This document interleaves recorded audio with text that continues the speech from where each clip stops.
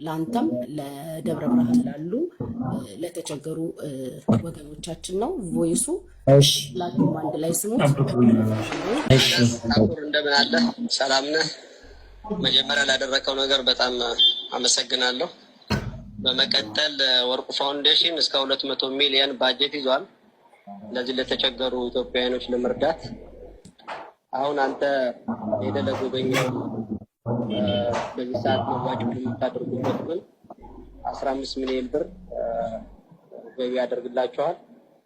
ስለዚህ ውጭ ሀገር የሚገኙ ኮንታክታችሁ ከኛ ጋር በመገናኘት ገንዘቡን መረከብ ይችላል።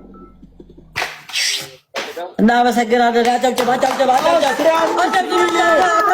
እሺ ያንተም ሰርፕራይዝ ስላለ አንድ ላይ እንስማው። ይሄንን ነው የምፈልገው። አንተም በተመለከተ ግን ድርጅቱ የ5 ሚሊዮን ብር መኪና ለግልህ ሸልመዋል።